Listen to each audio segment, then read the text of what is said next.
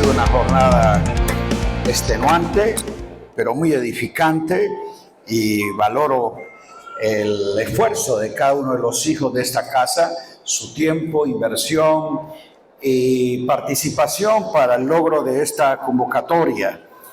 Y mi gratitud una vez más la reitero para el apóstol Alberto, su esposa y el equipo de trabajo. Mi apreciación de gratitud para todos los colaboradores, edificadores, ministerios que han llegado de distintos lugares para estar aquí. Se nos une esta mañana mi amado Johan Pacheco. ¿Dónde está Johan? Pastor Johan, Pastor Carlos Tayuco, su esposa Eliana, que vinieron de Caracas, juntamente con el gracias por estar. Allí con nuestro amado apóstol Ángel Paz. Ellos son parte de este equipo de cooperación en el trabajo que realizamos con distintos ministerios en su capacitación.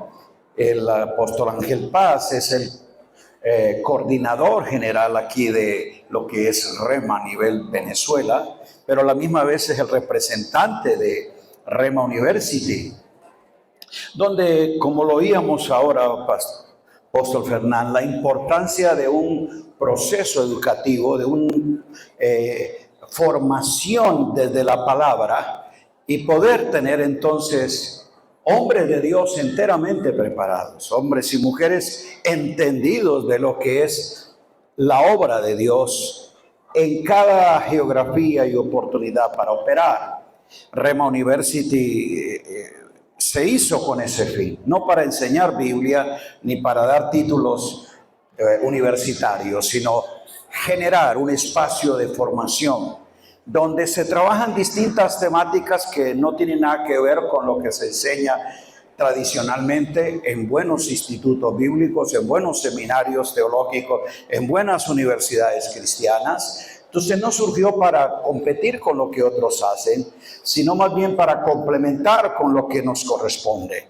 Fundamento de gracia, temáticas que tengan que ver con el entendimiento, la operatividad del propósito eterno, entendiendo cuál es la revelación del Cristo impartido y formado, saber de qué se trata el nuevo pacto, la verdad presente, las riquezas de la gracia, el evangelio del reino. Se tocan distintas temáticas con catedráticos, son 17 catedráticos. Algunos de ustedes conocen: Juan Ballester de Argentina, Lucas Márquez de Chile, Tommy Moya. Tenemos de Puerto Rico, de México, de 10 países distintos, gracias que aportan en lo que han recibido en esa inspiración. Y se hace a través de online, en el horario que tú consideres apropiado servir, o en un aula presencial. ¿Quiere más información? Entonces acércase al pastor Ángel y él le va a instruir y dar algún acercamiento a eso. Para todos los ministros, especialmente aquí en Venezuela, nosotros hacemos una gestión de becas internacionales para que lo haga sin costo. Háganoslo saber cómo podemos ayudarle. Y también para los pastores, líderes, todos los que quieran, podemos ayudar con un precio que sea accesible para ti. Y lo importante es que reciba esta capacitación. Así que estamos para servirles con esta herramienta educativa. Muy bien, vamos a cerrar. Espero que usted esté listo. Vamos, dile al que está al lado: no me distraigas. Y dile: me despiertas y me duermo. Así que espero que usted esté listo para recibir. Gracias, mi amado Ismael Subiandi. Él estaba agradecido porque estuvo en la casa, y yo estoy agradecido porque él fue a nuestra casa. Bueno, yo no sé si mi esposa fue que no lo atendió muy bien porque no volvió. Pero compartir estos círculos de intimidad, comunión con compañeros de la causa es refrescante siempre. Y quiero que leamos en Efesios. Hoy voy a complementar un poco de cómo es la sabiduría expresada por una iglesia entendida. Pero una iglesia no puede entender si no hay una operatividad del Espíritu directamente y una gestión de inquirir, de indagar, de escudriñar diligentemente las Escrituras. En esta interacción del Espíritu y la palabra inspirada, es que la iglesia recibe de Dios ese, espíritu de revelación. Y eso es lo que le hace saber. Por eso la sabiduría de Dios y esa inteligencia espiritual que soberanamente Él la da. Sí existe una acción soberana de parte de Dios, pero escuche, demanda una responsabilidad de parte de los santos. Inquirir y indagar. Basado en eso es que Pablo ora por la iglesia, para que esa iglesia pueda ser sabia, entendida. Y ya le hablé del modelo Éfeso, y justamente en Efesios 1:15 se plasma la oración primera. Efesios tiene dos oraciones. Esta es la primera que el apóstol hace por ellos. Y usted va a saber entonces cómo fue una oración contestada.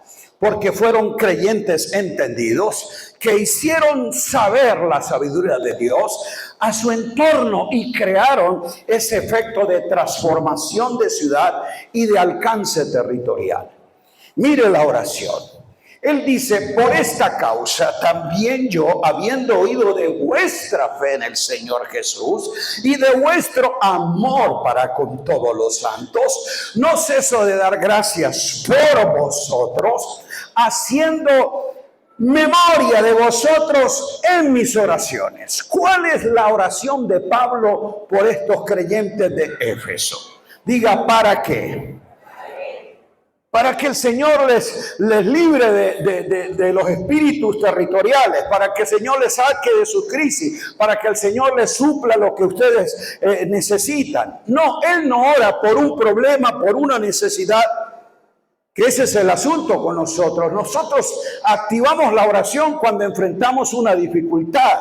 O sea, nosotros la oración es un recurso de emergencia para pedirle a Dios que intervenga en nuestra crisis. En otras palabras, nosotros oramos porque tenemos problemas.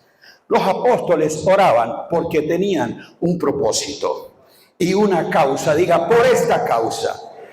Y note usted que la causa no está identificada con una situación que ellos tienen, sino con un propósito que Dios les ha confiado. Hacemos oraciones al Dios de nuestro Señor Jesucristo. Él es el Padre de gloria, para que os dé. ¿Qué pide que le dé? Diga, espíritu de sabiduría. Aleluya, que cada uno de nosotros en esta mañana, ese espíritu sea apreciado y pueda ser solicitado para tenerlo. Diga, espíritu de sabiduría. Y de revelación, diga revelación, en el conocimiento de Cristo. Diga sabiduría, revelación, conocimiento. Para que haya iluminación, Él alumbre los ojos de vuestro entendimiento. ¿Para qué? Para que sepáis. Diga, sabiduría práctica. Ok, mire, sepáis es el resultado del, subrayelo allí, diga, entendimiento, conocimiento, revelación, sabiduría. Nosotros queremos operar en sabiduría porque tíreme el manto, sópleme, úngeme. No.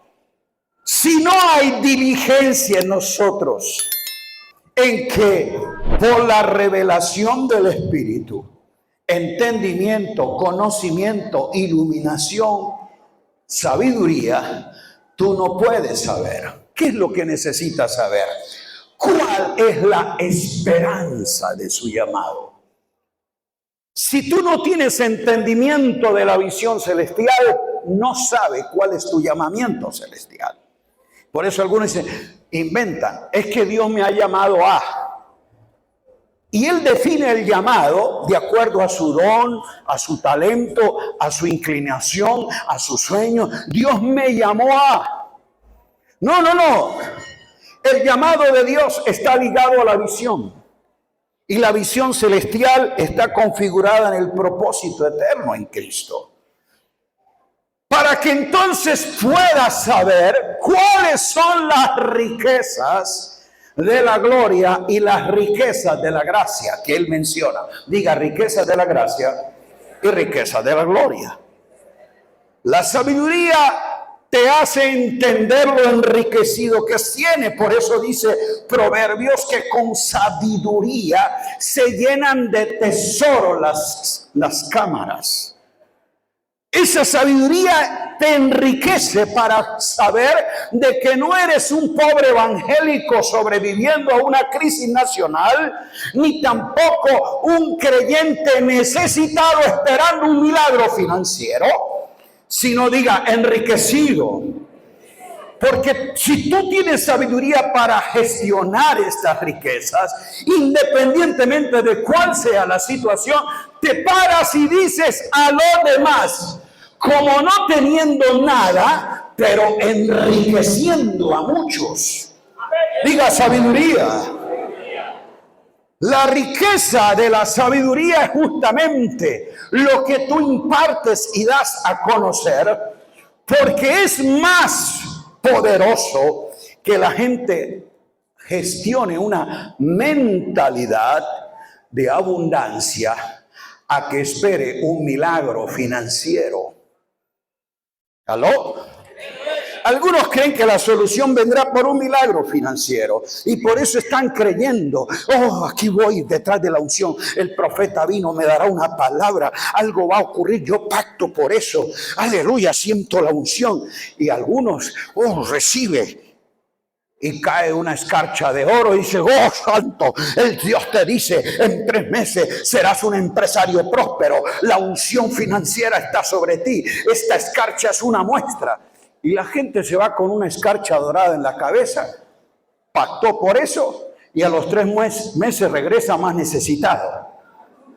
Yo no quiero orar por ti para que recibas una escarcha de oro en tu cabeza. Oro es para que te lleves una idea dorada en tu mente de la revelación de Cristo y pueda gestionar las riquezas de su gloria, las riquezas de su gracia, para que muchas veces, aunque no teniendo nada como Pablo, pueda, diga, enriqueciendo a muchos. Entonces, si no entendemos de esto, no podemos ser partícipes de la herencia, diga herencia, en los santos. ¿Y cuál la supereminente grandeza de su poder, la cual opera en nosotros los que creemos? Porque fue según la operación que en Cristo se ejecutó. Dios lo hizo resucitándole a los muertos, sentándole a su diestra en los lugares celestiales, sobre todo principado, sobre todo autoridad, poder y señorío, y sobre todo nombre que se nombra, no solamente en este siglo, sino también en el venidero, y sometió todas las cosas, diga todas las cosas, bajo sus pies y lo dio por cabeza sobre todas las cosas a la iglesia. ¿Dónde está la iglesia? La iglesia es su cuerpo. La iglesia es Cristo en un cuerpo, expresando el poder de una vida resucitada y dotada de la mente de Cristo para que descubra los tesoros de la sabiduría de Dios y ahora lo dé a conocer a principados y potestades. Esa iglesia que es su cuerpo es la plenitud de aquel que todo lo llena en todo. Aleluya. Si tú empiezas a ver el contenido, efecto de esta oración, es suficiente. Pero quiero decir algo más que se deja entrever en esta grandiosa oración. Note usted que la petición de Pablo es que quiere ver en esos creyentes de Éfeso la manifestación de la plenitud de Cristo en el entorno en que están. Y para que ellos puedan ser efectivos en extender el reino por toda Asia Menor, comenzando desde Éfeso, tienen que ser entendidos de la revelación del Rey. Diga, el reino es Cristo y se expresa con la sabiduría del Rey, los tesoros, las riquezas de su gracia y de su gloria. Por eso Él pide, es para que puedan saber. Diga, saber. Él no está esperando que ellos reciban, ni que puedan sentir, sino que puedan saber, porque esta es la base de la sabiduría. Diga, revelación, entendimiento, conocimiento, iluminación. La sabiduría está acompañada de esto que Dios soberanamente otorga. Y aquí quiero hacer una aclaración. Ninguno de los apóstoles, profetas, ningún ministro de hoy, venimos a traerte revelación. Recibe esta revelación que Dios me dio. No, Dios no nos da revelación hoy. No confunda la revelación del Espíritu, que ya fue dada, con el Espíritu de revelación que todos necesitamos recibir. Le explico.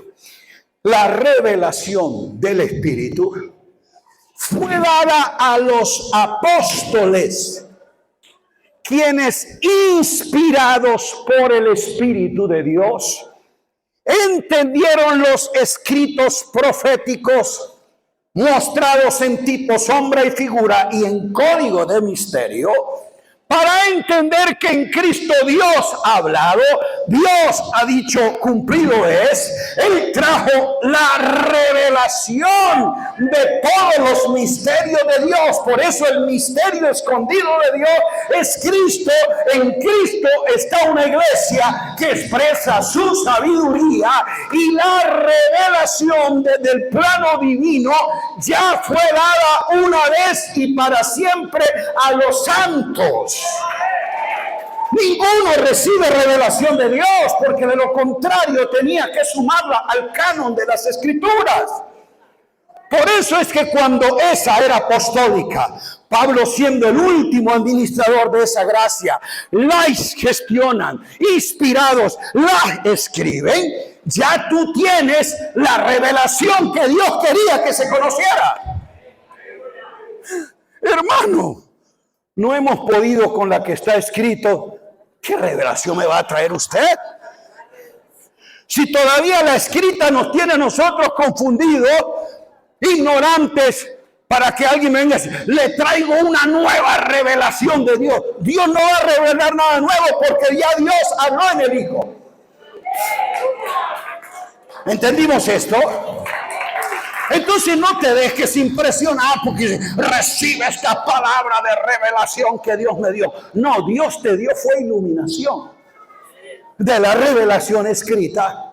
Y por eso el espíritu de revelación, diga espíritu de revelación, te lleva a la revelación del Espíritu que ya está escrita por los apóstoles, y leyendo podéis entender. Oh Señor, alumbra los ojos de nuestro entendimiento para que leyendo los escritos proféticos y la revelación apostólica podamos crecer en la revelación de Jesucristo. Y vayamos de aquí pudiendo saber. Diga saber. La esperanza de nuestro llamado, la riqueza de nuestra herencia y la supremente grandeza de su poder en que actúa para que demos a conocer la multiforme sabiduría de Dios a todos los hombres. Por eso él habla de anunciar y de aclarar. Ahora, basado en esto, por consiguiente, todos los ministros de la palabra, no importa el oficio en que operen, entonces tenemos un gran desafío y una gran responsabilidad. Y es con qué palabra estoy nutriendo y edificando a los santos. Muy complejo el escenario que manejamos. Porque usted sabe, nos toca ahora vivir en un panorama oscuro en las naciones, donde es difícil, por tantos sonidos, voces y opiniones, que la gente realmente gestione, administre la palabra revelada en Cristo.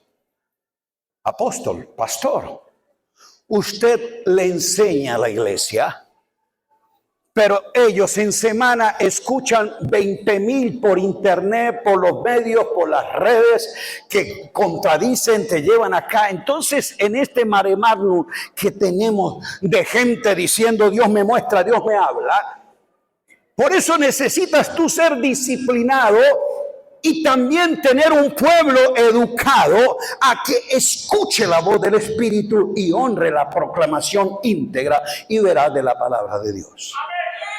Porque el entorno que nos rodea, diría la atmósfera de esta sociedad, de este tiempo, es compleja porque es la edad de la posmodernidad. ¿Y cuál es la identificación de esta sociedad con estas características que nosotros vamos a ver distintas opiniones, ideologías, criterios y en su gran mayoría son tendencias de antivalores y no hay ninguna verdad absoluta y la gente en la búsqueda del sentido de la vida quiere oír la opinión más actualizada? Ministro de la palabra, vivimos la era de la posmodernidad donde se honra la posverdad. ¿Qué es la posverdad? Justamente consiste en la relativación de la veracidad. O sea, lo veraz se hace relativo. La verdad no es absoluta, es relativa. En la banalización de la objetividad. No hay nada objetivo, crítico, realmente cierto, porque todo es vano, muy trivial. Esa es la propuesta en que hay. Y ahí es donde esta forma alcanza que la supremacía del discurso emotivo, ingenioso, cree comezón en la gente de oírlo. Usted se está enfrentando a un público viciado. Y ahí tiene que saber que sus creyentes están. Y escúcheme bien, la posverdad es más peligrosa que la verdad y más dañina que la mentira. ¿Por qué? Porque la posverdad es la propuesta de una verdad a medias donde se plantea una mentira completa. Los voceros de la posverdad, por los medios que utilizan, escuche esto. Por eso usted oye sus planteamientos, ideología en distintas maneras. Porque presentan una verdad a medias y otros una mentira completa. Pero como la divulgan, la replica el otro, el famoso la dice, el artista la cree, el otro la propone y los demás la dicen. Escuche bien esto. Entonces, la mentira es considerada desde todo punto de vista aceptable porque la mayoría lo dice. ¿Está entendiendo usted eso? Porque muchos creyentes con ciertas cosas que no son verdad, dice, yo lo creo, porque la mayoría lo predica. Y lo que muchos no se han puesto con un sentido crítico es porque muchos lo predican. ¿De dónde surgió ese planteamiento? teológico. ¿De dónde? ¿Quién lo trajo? ¿Por qué? ¿Cómo lo interpretó? Y lo hizo que fuera creíble para todos. Que todo el mundo lo diga no quiere decir que sea verdadero. Entonces, con la posverdad, ya le dije, se sostiene es lo emocional, no lo racional. Ellos procuran justamente es que no participe el ser pensante. Que la gente no tenga una lectura reflexiva, un espíritu crítico, que pueda evaluar como los bereanos si estas cosas son así. No, lo dijo amén. Esas ideologías están allí. ¿Y por qué son creíbles? Porque suenan novedosas. No todo lo novedoso es nuevo. Y no todo lo nuevo es verdadero. Por eso usted tiene que ir a la fuente original.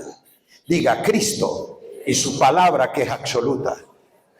Ahí es donde dice, no, ustedes están trayendo una doctrina nueva. Eso del nuevo pacto nunca lo habíamos oído. ¿Quién te dijo que es una doctrina? ¿Y quién te dijo que es nuevo? Si está ahí desde la Escritura. Que tú no lo hayas oído ni entendido no quiere decir ni que es novedoso ni que es nuevo. Es la revelación dada por Jesucristo a los apóstoles. Y por eso necesitamos espíritu de sabiduría y de revelación en el conocimiento de Cristo para poder saber estos asuntos. Pero no llevados por las formas creativas, ingeniosas, en que se presenta lo audiovisual. Entre más creativo sea, más seguidores tiene. Y aquí entonces es donde el morbo de la gente, lo que es novedoso y atractivo, hay que seguirlo. Apóstoles, pastores, predicadores, esta es la ventaja en que nos han ganado los youtubers, los influencers, los blogueros. Ellos tienen multitudes que los siguen. Y usted sabe que ellos no dan una información veraz, sino que justamente lo banal, lo ridículo es lo que la gente quiere seguir. Y el problema es que cuando adquieren millones de seguidores, esos terminan creyendo que todo lo que ese influencer de los medios dice es así. ¿Y a dónde ha caído la iglesia? A que la opinión de los famosos defina su fe. No sé si usted ha oído las redes, los medios. ¿Qué opina fulano de tal de esto? Mira, qué increíble. El famoso artista, cantante, influencer evangélico que tiene millones de seguidores, la gente dice, ¿qué opina él? La posverdad se construye, ya le dije, en una mentira a medias, una verdad incompleta, porque surge de la opinión.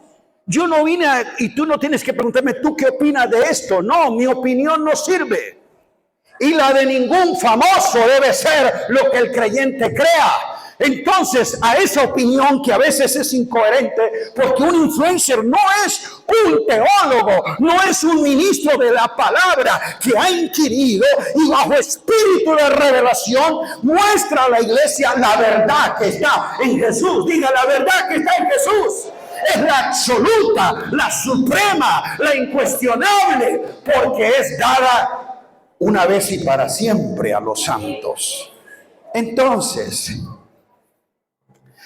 ya Fernando nos dijo, quiere llenar auditorios, haga eventos con famosos, financiados de cualquier forma. Y yo le digo, quiere tener seguidores que consulten tu opinión, ponga ridiculeces y consiga a alguien que sepa manejar las redes y va a tener millones que te siguen. ¿Aló? Porque está diciendo estupideces y entre más ridículo sea y como más grotesco aparezca y novedoso lo haga, la gente te va a seguir. Amados, mire, ministros, fue doloroso yo estar en un congreso apostólico y el que lo dijo fue alguien a quien yo tenía un respeto, pero cuando oí eso yo dije, wow,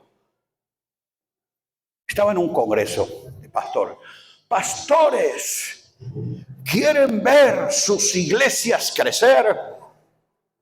Prediquen mensajes motivacionales. ¡Wow!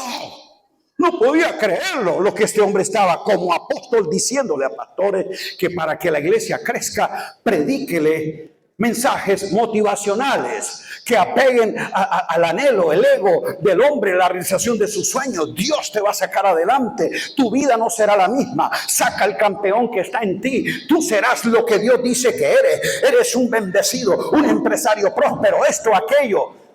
Claro, un mensaje motivacional despierta el alma ególatra de Adán y él quiere que eso sea.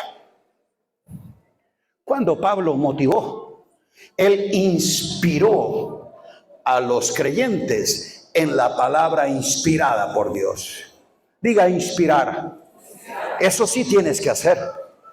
Pero motivar es despertar los sentidos. Es hacer que el ego del hombre sea el centro.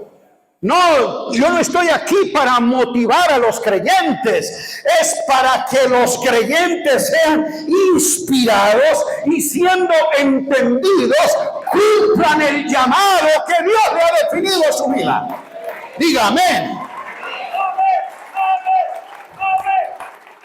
Amado,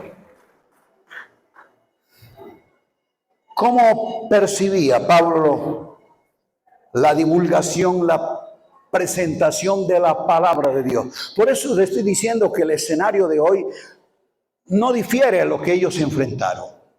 Hoy tenemos siglo XXI, una sociedad posmoderna con una presentación de la posverdad. ¿Sabe qué definió Pablo en su tiempo y cuál era el panorama de sus días? Permítame decirte cómo él pudo navegar en aguas tan turbulentas, pero mantuvo siempre el acabar con gozo el ministerio y guardar la fe. Mire usted, nos parece que Pablo diera una radiografía de hoy, pero él no estaba viendo el mundo de hoy, estaba viviendo su mundo. Era su realidad inmediata la que él estaba configurando. Y desde ahí escribe. ¿Qué es lo que vamos a ver? Énfasis en fábulas, mitos y doctrinas diferentes. Eso lo vio Pablo, léalo ahí conmigo. 1 Timoteo 1, 3, 4. Como te rogué que te quedases en Éfeso cuando fui a Macedonia, le está diciendo a Timoteo, ¿para qué? Para que mandases a algunos que no enseñen doctrina diferente. Hay algunos entre nosotros que a veces o de buen corazón o con una intención propia buscando lo suyo, empiezan a dar una doctrina diferente, porque esa doctrina hace que la gente lo busque, lo siga y le crea. Él dice, va a haber algunos que van a enseñar doctrina diferente. Cuidado, no le presten atención. ¿A qué? A fábulas, a mitos, a genealogías interminables que lo que generan es que disputa, no traen edificación de Dios, que es por la fe. Diga edificación de Dios. ¿Sabe usted que yo he estado en congresos donde apóstoles, profetas enseñan elementos de mitos y fábulas para despertar los sentidos de los creyentes? Recuerdo una vez estando allí, sale un apóstol, fluye con dones proféticos, traigo una revelación de Dios para ustedes, y empezó a hablar. Dios dice que hoy nos toca enfrentar el espíritu de Kedorlaomer. y empezó a decir que Darleomer es una potestad espiritual que se ha transmutado en la historia y se ha enquistado en las culturas de nuestro tiempo, que Darleomer es quien se opone a un hombre de fe como Abraham, y él genera un espíritu de oposición, de tinieblas. Dio el significado de Kedorlaomer, que Kedorlaomer se representa en una serpiente emplumada, y empezó. La serpiente emplumada ha traído muchas mutaciones. En China es un dragón, en los aztecas es esto, en aquello. Y hablando de la serpiente emplumada, que la serpiente emplumada y su cabeza se corre por de tal lugar y su cola termina ya. Que Kedorlaomer ha llegado a nuestro continente. Hay que enfrentarlo y necesitamos ir a los lugares altos para atarle y declararle inútil en nuestra nación y continente. Y la gente aleluya. 40 minutos estuvo hablando de la serpiente emplumada en toda su forma, le dio los nombres, los títulos en cada cultura y la recorrió por todos lados. Y termina.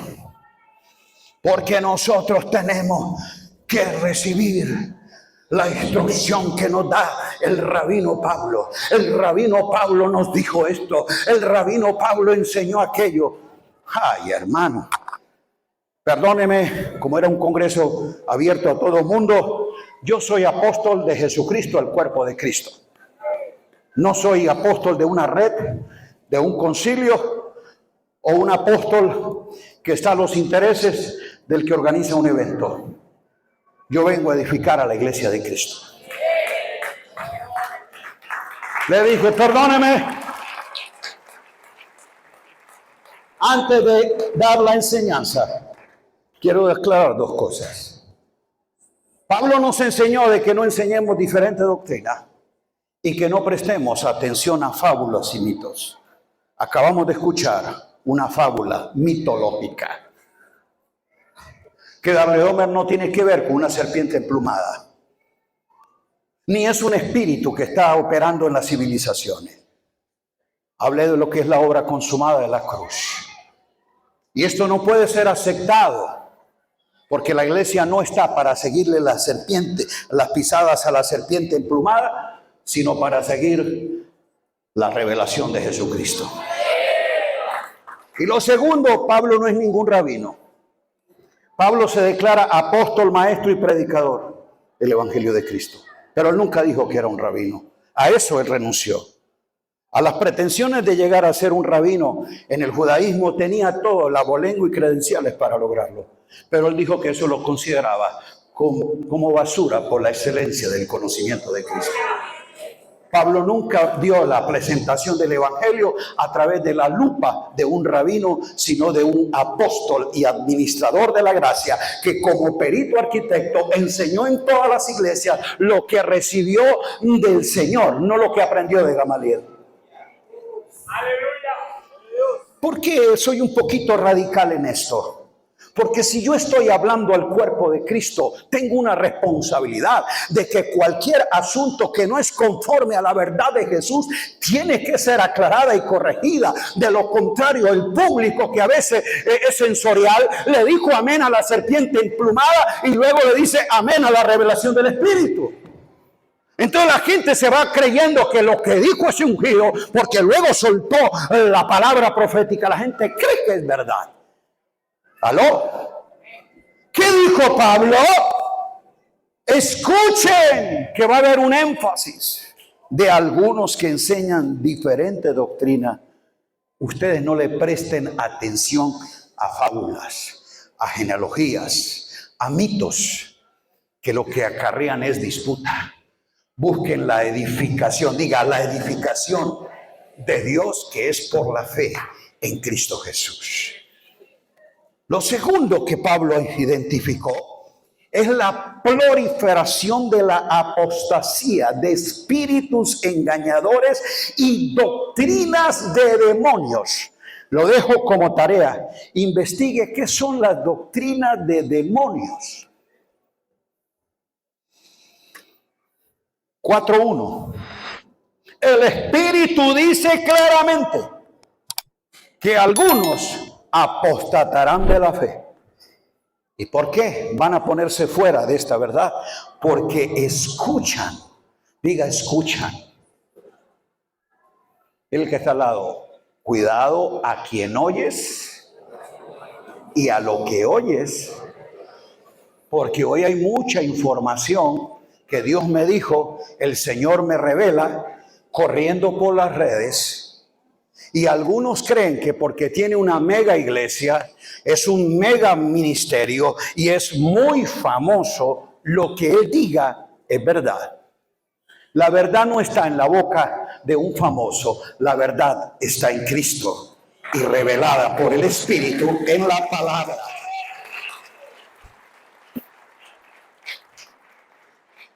Tercero, él identifica que va a haber un rechazo de la sana doctrina, porque habrá comezón de oír cualquier cosa atractiva que hace que el oyente vaya en búsqueda desesperada de oír maestros, profetas, apóstoles que le traigan algo novedoso, porque ellos quieren oír lo que les gusta oír.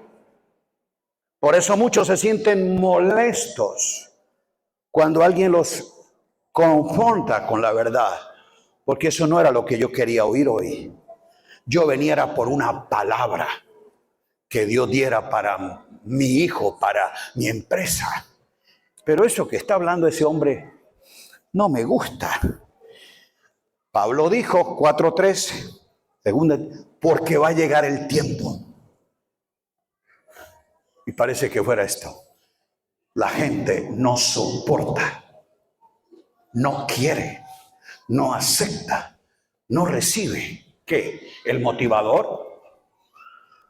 ¿El charlatán? A eso lo reciben y los aplauden. No soportarán es la sana doctrina.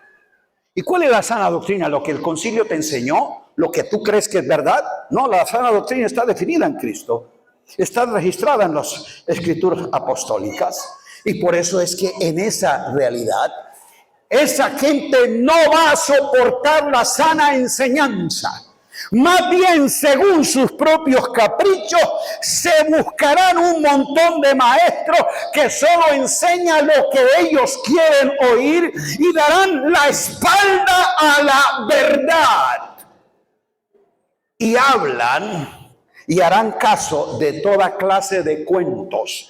Estoy leyendo la traducción internacional. A toda clase de cuentos. Charlatanes abundan. Oro que se recobre la seriedad de una plataforma apostólica, profética y magisterial, donde la gente como Habacuc tiemble a su palabra. Pero qué irresponsabilidad e irreverencia hoy, que cualquier charlatán que tiene algún don del habla, embolata a los creyentes, los distrae a los creyentes, los confunde a los creyentes. Porque tristemente hay mucha gente que no soporta, no quiere la sana doctrina, y ellos, lo que dice, darán la espalda a la verdad. Por eso muchos, cuando tú les expones la verdad presente en Cristo, le abres las escrituras para que pueda leer, inquirir, indagar si esto es así. ¿Sabe qué es lo que he visto en algunos? Muy bueno, después hablaremos. A ese que enseñó de la serpiente emplumada le dije, mire fulano, tú eres alguien que hace una palabra de edificación a las iglesias. Yo quiero que me muestren las escrituras lo que tú has dicho y cómo lo sustenta.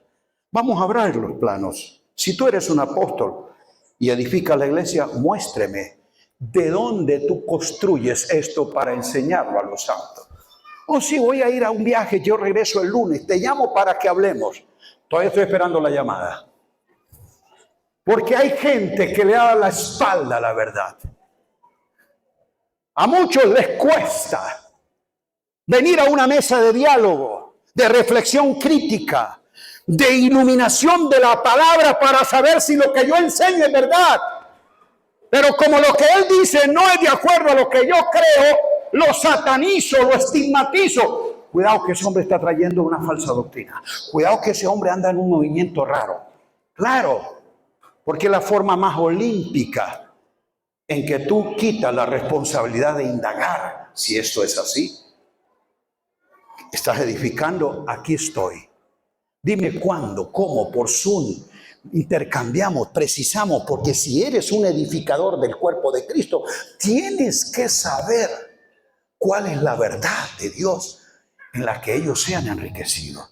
A lo mejor yo estoy impreciso, equivocado en algo y me puedes instruir, porque si algo le pido, Padre, y esta es una petición honesta de mi corazón, colócame, rodéame con gente entendida que me enseñe con claridad y precisión a hablar la palabra que está en Jesús. Yo no quiero decir ideas propias. Yo no quiero, Dios mío, empezar a inventar asuntos. Yo no quiero que la gente oiga mis opiniones. Oh, Dios mío, yo necesito precisión. Porque anhelo y deseo en mi conciencia es que al final de mis días pueda presentarme a Dios como obrero aprobado, que trazó bien, no la Biblia, la palabra de verdad. La verdad que está en Jesús.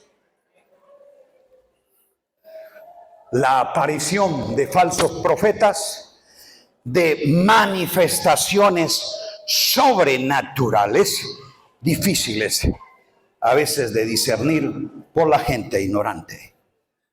Lo dijo el Señor. Mire, ustedes van a oír de algunos que dicen, helo aquí, helo allá, aquí se mueve, aquí está la gloria, siga la unción. Y dice que muchos de ellos harán señales. Señales. Nunca avale la verdad predicada por una señal genuina. Alguien puede tener el don correcto y la enseñanza equivocada.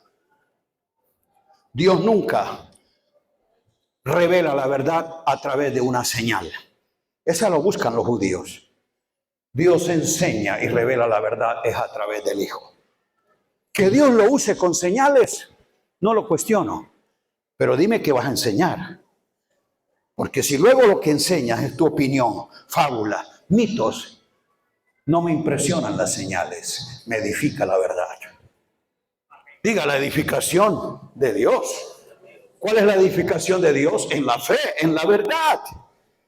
Así que cuidado con esos falsos profetas, falsos maestros, falsos apóstoles, que basado en señales, y dice que es posible que hasta milagros para engañar. Esa es la intención. El poder del engaño basado en la apariencia. Y muchos no, Dios lo usa. Dios lo usa. No dijo que se presente a alguien delante de Dios como alguien que fue usado por Dios, sino aprobado por Dios. No porque operó en las señales, ni porque hizo milagros, porque trazó bien la palabra de verdad. Diga amén o ay, ay, ay, pero tiene que decir algo. Ahora, ya te das cuenta cómo Pablo nos ubica. Y este puede ser un panorama siglo I, siglo VII, siglo XV, siglo XX, siglo XXI, y lo será en el siglo 30. Porque es una sintomatología permanente en una naturaleza caída, adámica, que va a repetir el escenario, el formato y toda su intención. Amado mío, ¿qué es lo que resulta de una iglesia con este tipo de enseñanza y con un mensaje postmoderno, carente de la verdad? Vea los fenómenos, diga, enfocado en lo superficial. ¿Sí? Escuche, el evangelio del reino, el evangelio de Cristo es simple, pero no simplista. Es sencillo, pero no vacío. Este es un mensaje profundo. Pero hoy tenemos un mensaje superficial. Señor, devuelve a Latinoamérica ministros de la palabra y permítenos que se respeten los púlpitos para que la verdad se anuncie, porque tenemos ya hastío de ese mensaje motivacional gelatinoso sin sustancia, donde la gente le decimos lo que quiere oír, pero no lo que he recibido del Señor. Y muchas veces son mensajes repetitivos, reciclados, sacados de internet, copiados con palabras novedosas, puntos de psicoanálisis, le ponemos 3 textos bíblicos y ya la gente se va contenta de que tremenda palabra. No disciernen la verdad. Y por eso, amados, tenemos una iglesia superficial, porque la nutrimos de mensajes carentes de sustancia. Diga, la sustancia, la esencia de la verdad es Cristo, no la Biblia. Ay, me metí en eso, ahí no voy a entrar. Hoy es difícil encontrar una iglesia nutrida de la verdad.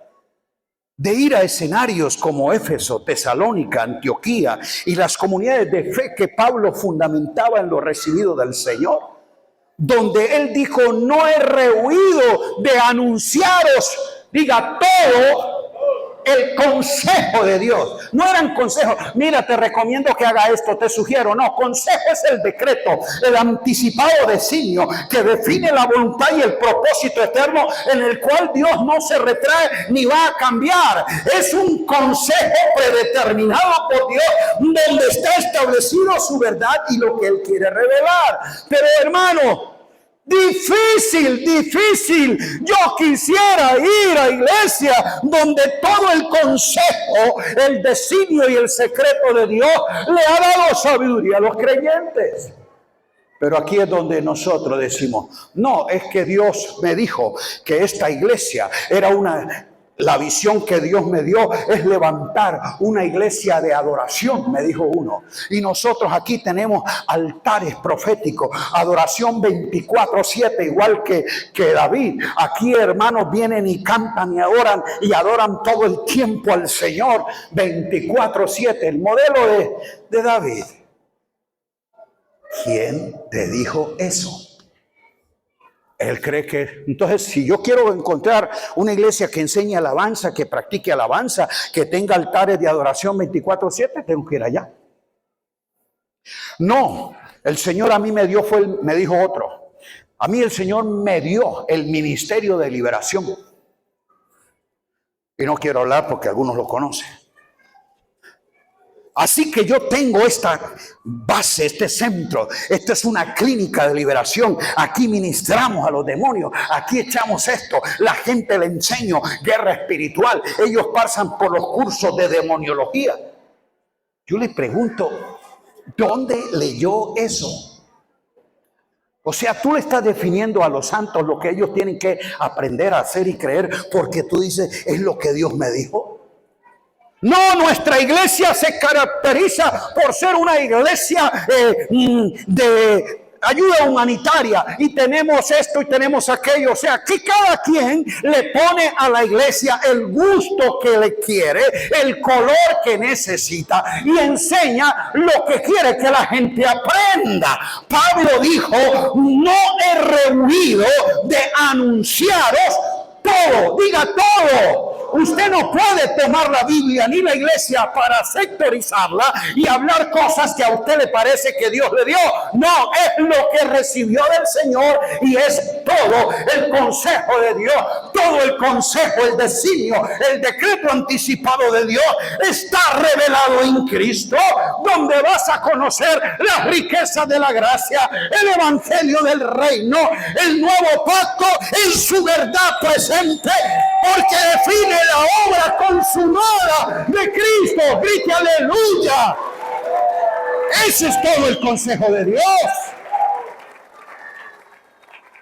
Vaya, entonces, por eso la gente me pregunta acerca de la iglesia del Señor es espiritual y es única, pero las congregaciones evangélicas, del tamaño que quiera, del color que quiera, del gusto que quiera y de la forma y enseñanza que quiera, pídamela y te la puedo referenciar. Que tú me digas, quiero ir a una iglesia donde aprenda todo el consejo de Dios. Preguntémonos, ministros de la palabra. Puedo decir con autoridad, vengan aquí, vayan donde tú estás. De verdad la gente va a oír la verdad conforme está en Jesús.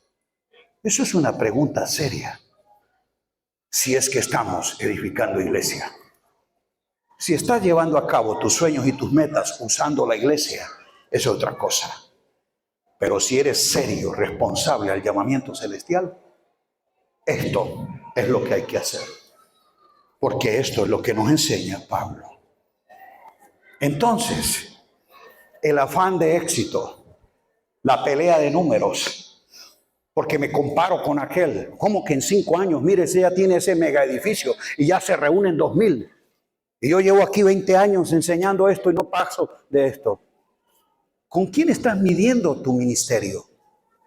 El ministerio que recibí del Señor Jesús, no lo mido con ninguno, porque me siento complacido de hacerlo en la escuela de Tirano, en la orilla de un río, estando entre la sinagoga, en una casa alquilada en Roma. ¿Qué le harían?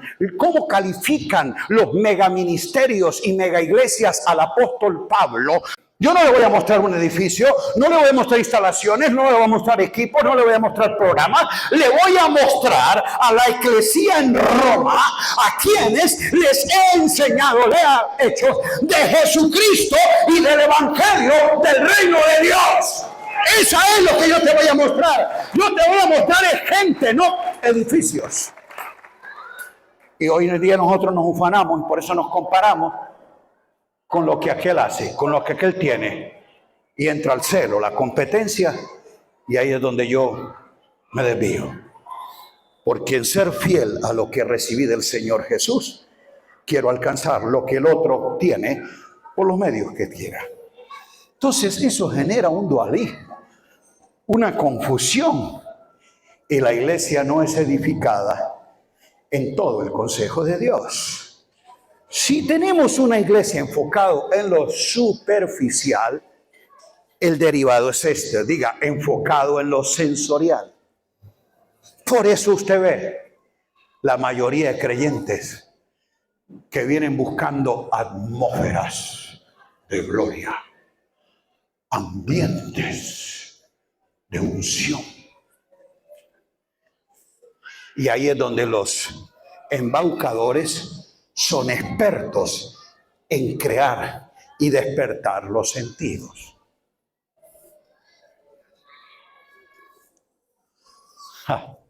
Recuerdo Lucas Márquez nos habló de una experiencia que tuvo cuando vino un predicador de Argentina y él le tocaba en su congregación. Le entregan el micrófono. Santo, aleluya. He entrado a un lugar profético. Siento que hay una gloria especial esta mañana. Oh, aleluya, veo que se mueve la presencia de Dios aquí. Santo. Oh, qué gloria, la siento allí, la unción de risa corre. Y allá atrás empezaron. Sí, se está cayendo esta gloria. Oh, sí, activo, ángeles. Ahora se mueve aquí. Recibe. Más. Y empezó. Y como tenía esa música que lo acompañaba, y siguió creando esas emociones. Media hora duró él diciéndole a la gente que sentía la presencia, que se abrieron los cielos, que veía ángeles llenando el lugar. ¡Qué gloria! Nunca antes la había visto. La gente lloraba, otros reían, otros pasaron al frente. Recibo. Media hora. Cuando ya estaban así todos emocionados, le dije, hermanos, por favor, Vuelvan a sus sillas. Siéntese. Ni me lo reveló el Espíritu, ni el Espíritu me dijo que lo hiciera. Yo provoqué este ambiente. Eso que ustedes sintieron, yo se los hice sentir, hablándole misticismo. Y la gente lo cree como verdad, porque tuvo la experiencia. ¿Cuál fue la experiencia? Lloré, sentí que caía. Y ahí es donde está el engaño de creyentes y ministros que construyen fe y estructuran doctrina basado en experiencias que pueden ser subjetivas o reales, pero no son realmente lo que se establece. Por eso cuando hay un evangelio superficial o un mensaje superficial, se despierta lo sensorial. Y es donde la gente quiere sentir atmósferas. Por eso viene, dice, no siento el fluir hoy. ¿Y por qué? Porque la alabanza no estuvo contenta. Ellos son sus emociones los que le definen lo que cree. Diga, lo que siento no cambia lo que creo. Yo creo lo que Dios dice y en la palabra se enseña. Entonces, no toda manifestación, que en algunas veces puede ser genuina, algunos estarán pensando que estoy en contra de las manifestaciones del Espíritu. Honro el Espíritu. Sé de la obra soberana del Espíritu. Dones, manifestaciones, gracias, las creo. Creo en la liberación para los cautivos, los hijos de desobediencia que están en las tinieblas. Pero no para los hijos, porque ellos están en la libertad con que Cristo los hizo libres. Creo en los dones. Hablo lenguas, ministro sanidades. Yo creo eso. Pero escúcheme bien, la edificación de la iglesia no se da sobre la manifestación de un don, sino sobre la revelación de Jesucristo. ¿Ok? La manifestación de un don, según Corintios, es señal para los incrédulos. ¿Para quiénes? Yo estoy edificando a los creyentes con la palabra. Si usted necesita un don de manifestación para que crea lo que yo le estoy enseñando, entonces usted busca señales, no busca la verdad. ¿Aló? Escúcheme, una manifestación puede traer, diría yo, una expresión de bendición a un creyente, una palabra, una sanidad. Eso se llama una expresión de bendición. Pero yo no estoy pidiendo que venga un ministerio que bendiga mi iglesia. Esa iglesia ya está bendecida. Yo quiero invitar a ministerios que edifiquen la iglesia, que edifiquen a los santos con la revelación de Jesucristo. Y si es necesario, la manifestación de los dones es una añadidura, pero esa no es la prioridad. ¿Lo entendimos? Entonces, mire usted los efectos. Lo sensorial viene por lo superficial. Cuando estas dos cosas llegan, es aquí donde trabajamos en lo temporal. Por eso lo sensorial casi siempre va enfocado a explotar la necesidad humana. ¿Y por qué? Porque justamente es allí donde la gente viene a buscar la presencia, la bendición, es porque tiene una situación problemática en la vida, de necesidad económica con los hijos, vicios, asuntos emocionales, no sé qué problema tiene en la vida. Y ese tipo de mensaje sabe explotar la necesidad y por eso le dice, y hoy es el día de tu milagro, viniste por lo que tú necesitabas. Y si lo ve por allá llorando, dice, y tú que estás en aflicción, Dios te dice que tus lágrimas quedaron atrás, ahora vendrá esto, y empieza a hablarle. Y ve el otro que por allá está como medio nostálgico y esa preocupación, Dios, entonces empieza a explotar la necesidad de la gente. Y no sé si aquí, pero en otras partes, la gran mayoría, yo lo veo, es que terminan con lo que usted ya sabe. Si cree esta palabra, venga y amárrela con una ofrenda. Venga y pacte con Dios para que el milagro suceda. La empresa vendrá en 3 meses. Dios te dice que ese empleo lo tendrá en 1 mes. El Señor te dice que tu hijo regresará a tal parte. Explotando la necesidad de la gente. Parece que hemos aprendido de la escuela de pare de sufrir. Pare de sufrir, hermano. Voy a saber que tu necesidad, tu aflicción. Y usted lo ve los expertos que son, ¿no? La espiga dorada, la agua bendita, la rosa de yo no sé qué. Y así somos aquí. El manto sagrado, el aceite ungido, esto y aquello. Inventamos cosas. Llévese la estaca profética. Mire, hay algunos, en serio, han vendido escobas ungidas para que vaya a tu casa y saque la maldición. Eso sí, te valen $1000, pero la maldición saldrá de tu casa. Barra la ruina, fuera, fuera, fuera. Y la gente supersticiosa, superficial, la compra.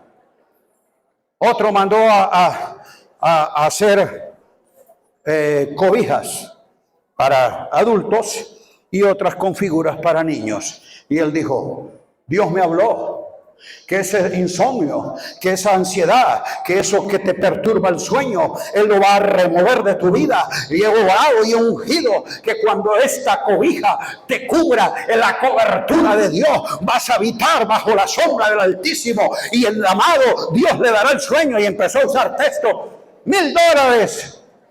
¿Quién? Oye, una persona que sufre de insomnio por meses no da 1000, da 5000 si es necesario, porque está ungida. Qué vergüenza decir esto que viene aquí. Qué vergüenza.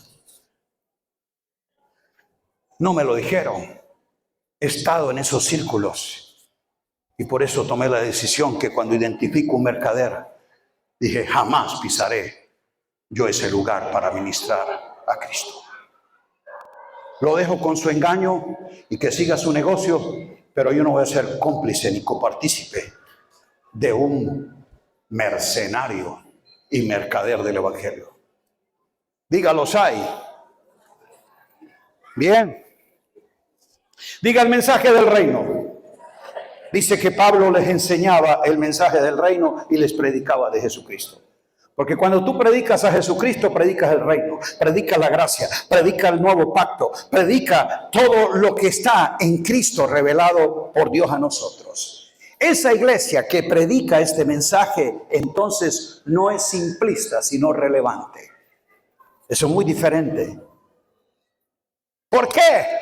Porque tienen ministros y creyentes instruidos en la palabra de justicia, que han oído todo el consejo de Dios y han recibido un mensaje profundo, práctico, veraz, que no vino a despertar sus emociones, sino a ensanchar su espíritu, para que desde su ser interior, donde habita Cristo por la fe, ustedes puedan comprender, entender toda la anchura, la longitud, la profundidad de lo que es este amor en Cristo, los tesoros de la sabiduría que están en Él y que Cristo con la fe habita, y esa palabra habite en sus corazones. Ese ministro de la palabra no te motiva, te inspira, usando la palabra inspirada por iluminación del Espíritu.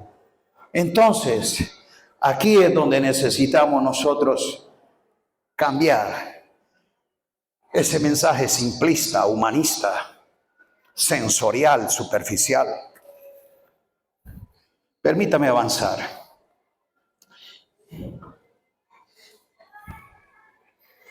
Sé que algunas cosas no puedo hablarlas, a los colegas les enviaré el estudio completo. Esa iglesia, que es columna y baluarte de la verdad que Jesús dijo que iba a edificar, está aferrada a Dios y a la verdad que está en Jesús. Diga la verdad que está en Jesús. La verdad que está, ese verbo estar, está en pasado, presente o futuro. La verdad que está. Entonces, ¿cuál es la verdad que el santo necesita? Diga, oír la verdad presente. Algunos creen que porque le enseñan historias bíblicas y les hablan de relatos bíblicos, de los evangelios, de los libros del Antiguo Testamento, con 3 cápsulas motivacionales, y le enseña como algunos, escuché a un apóstol en un congreso decir, y te traigo esta revelación, porque Dios dice que te levanta como un David, va a venir sobre ti una unción apostólica, y así como David tomó las 5 piedras, que eran los 5 ministerios, para enfrentar a Goliat, que era un potestad, él representa la religión. Tú, ministro, le darás con la onda que es la palabra, y va a ver que ese gigante de la religión caerá, y la gente, aleluya, aleluya. Por favor, ¿cómo tú me dices que predicó la palabra de Dios alegorizando de un relato histórico? Pero como la gente no entiende ni discierne la verdad que está en Jesús, pero como él habló de la Biblia, no dice que lo que está en la Biblia, la verdad que está en Jesús, dijo Pablo a la iglesia de Éfeso, si en verdad habéis oído, si en verdad habéis creído, si en verdad habéis aprendido conforme a la verdad, no dijo que está en la Biblia, la verdad que está en Jesús. El Jesús presente en nosotros, impartido a nosotros, que nos habla hoy, es la verdad presente. Ministro de la palabra, te reto a que escudriñes, definas y prediques la verdad presente. Si estás como yo hace 20 años cuando oí esto, ¿qué es eso? Nunca en mi vida alguien me había enseñado, ni ningún instituto, ningún seminario, que había que predicar la verdad presente de lo que Dios dice a la iglesia en Cristo hoy. Y me acerqué a ese hombre. Quiero que me explique qué es eso. 2 tips que me dio.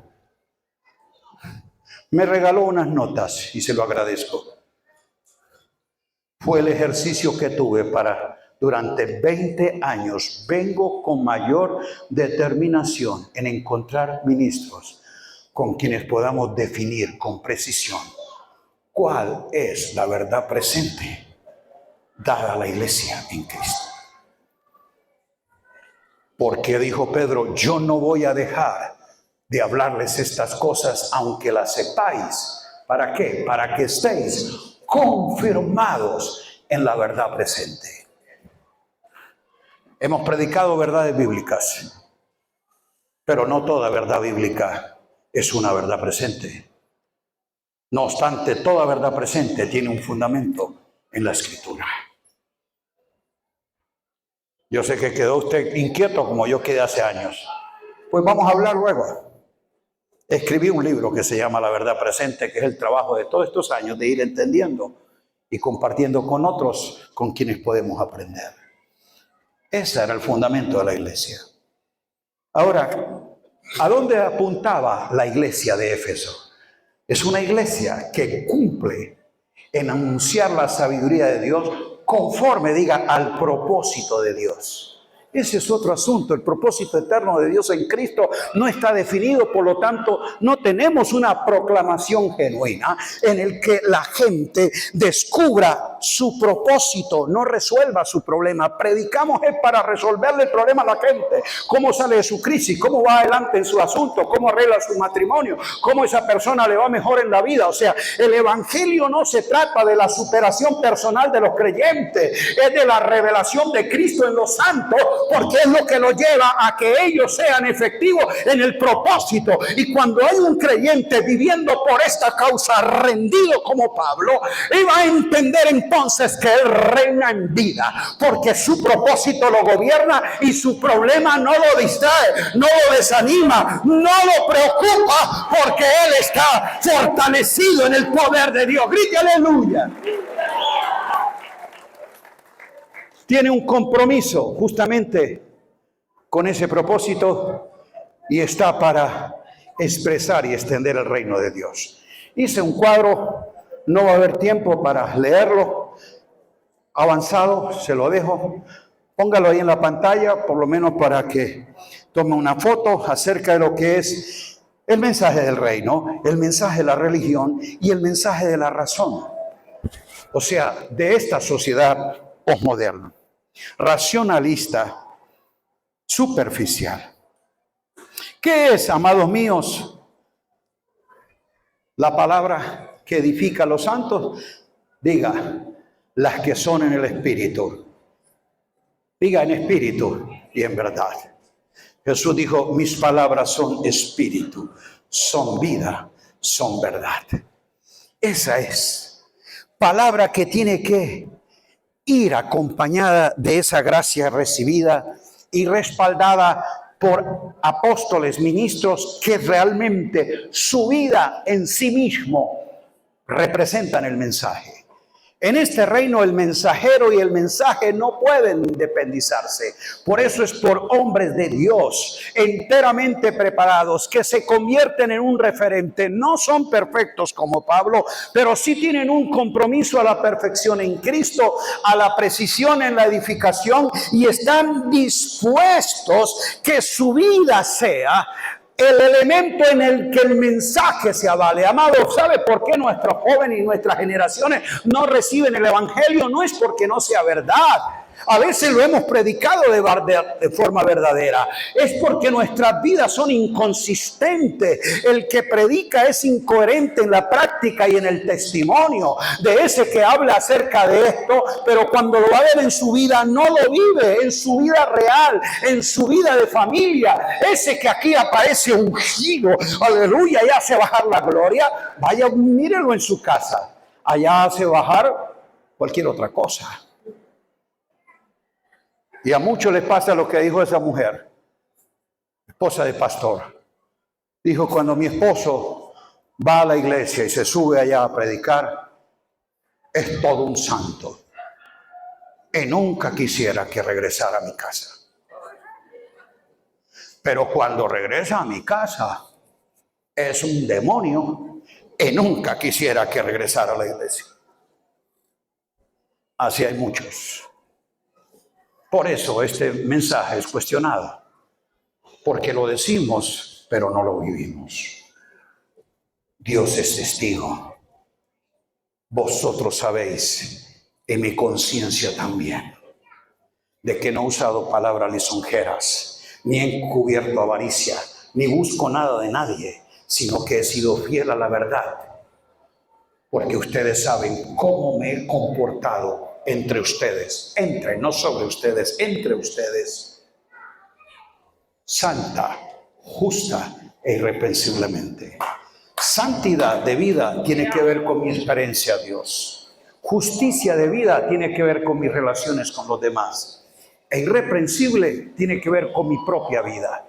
¿Qué tanto gobierno y dominio tengo sobre mí? Amado, quiero terminar para decirles que si nosotros recobramos la seriedad de esta tarea, nos comprometemos con responsabilidad a revisar y con honestidad decir, esto no va de acuerdo al diseño, al orden y al consejo de Dios y tiene que ser removido de mi vida. Nosotros vamos a buscar edificadores, peritos, arquitectos, ingenieros, maestros de la palabra, con quienes definamos realmente lo que los santos necesitan recibir. Porque esta realidad de un reino presente y eterno tiene que ser manifiesto por una iglesia que está comprometida en llevar a cabo el propósito. Y ministros de la palabra, este evangelio de Cristo, este evangelio del reino, este evangelio de las inescrutables riquezas de la gloria y de la gracia de Dios, tiene que ser oído. Porque es el único que tiene poder para ver transformación en la vida de la gente y de nuestro entorno. Por eso Pablo, cuando encomienda el trabajo a la iglesia de Éfeso, llama a los ancianos y en Hechos 20:22 le dice, ahora ustedes los encomiendo a Dios y a la palabra de su gracia, que tiene poder Diga la palabra de gracia. Tiene poder. Yo quiero que tú lo digas con convicción. Convicción, diga la palabra de gracia. Tiene poder. Porque la recibí del Dios de gracia. Nosotros esa palabra no la predicamos. La gente cree que es creciendo en gracia, que es libertinaje para pecar, que gracia es una doctrina calvinista. Que no. Gracia no es una doctrina calvinista, ni siquiera paulina. La gracia es de nuestro Señor Jesucristo. La gracia es revelada en plenitud en Cristo, lleno de gracia y de verdad. No lo define una doctrina. Es una realidad de vida. Diga la palabra de gracia. Tiene poder. ¿Para qué? Para sobreedificaros. ¿Quieres seguir edificando la iglesia? Predica la palabra de gracia, porque vas a predicar a Cristo, vas a predicar el reino, vas a predicar el nuevo pacto, vas a predicar las realidades de Dios, vas a predicar lo que Dios en esencia es, el Dios de toda gracia. Quedará para todos una palabra de gracia. Tiene poder para sobreedificaros, para daros herencia. Quiere cambiar la mentalidad de mendigo necesitado, de ese creyente. No le predique motivación, predícale la palabra de gracia para que él entienda las riquezas de la gracia, las riquezas de la gloria. Y como dije, a veces situacionalmente estando como no teniéndolo nada, puede enriquecer a muchos teniéndolo todo. Diga todo en Cristo. Esa palabra de gracia tiene poder para santificarlos. Hemos querido que la gente cambie de hábitos, deje los malos vicios, tenga una vida de madurez. Les enseñamos una cosa, le ministramos la otra, le llevamos a cursos y tratamos de decirle que no haga esto, que no haga aquello. Le ponemos normas, aquí no se permite esto, en la iglesia nuestra no se da. O sea, le ponemos normas. ¿Quiere usted ver una iglesia santificada? Predíquele la palabra de gracia. Tiene poder para santificarle. Porque si por gracia fue salvo, por gracia será santificado y por gracia será glorificado. Desde el comienzo hasta el final en tu vida, la gracia operativa de Dios estará presente. Porque justamente este Dios de toda gracia, que nos llamó a su gloria eterna en Jesucristo, ese mismo Dios de toda gracia da una gracia toda suficiente para que tú la apliques a la realidad de cada santo con toda esta gracia de Dios. Y él sea perfeccionado, afirmado, fortalecido y establecido. A él sea la gloria por los siglos de los siglos. Grite aleluya, amén. Póngase de pie. Y en mi oración, para que lo que Pedro dijera, que la multiforme gracia de Dios, que cada uno ha recibido. Diga, lo he recibido. No me diga que no la tienes, porque Dios nos la dio en Cristo. Y de su plenitud toman algunos. La reciben los ungidos. No, de su plenitud tomamos. Diga, es para mí. Vamos, dígale que está al lado, para ti también. De esa plenitud de gracia tomamos todos en Cristo. Gracia sobre gracia. Cada uno según esa medida de gracia. Hay un don de gracia que opera para la edificación en Cristo. Entonces, ministrelo a los otros. ¿Cómo lo tienes que hacer? Como buenos administradores de la multiforme gracia de Dios.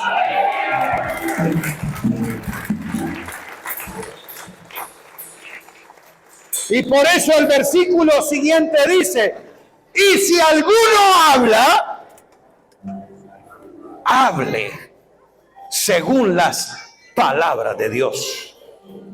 No dijo según tu opinión, los estudios que tiene, la dogmática que te enseñó el concilio. Un ministro de gracia habla de la palabra de gracia que Dios da, porque es la que tiene poder. ¿Y para qué? El texto lo dice, para que Dios sea glorificado, para que el pueblo sea edificado, porque esta tiene poder. Su mano arriba diga, a Dios sea la gloria. Por un minuto adore al Dios de toda gracia, por ese privilegio que por gracia te ha salvado, te ha llamado y te ha enviado a predicar la palabra de Dios. Adórale. Padre, gracias por este tiempo especial.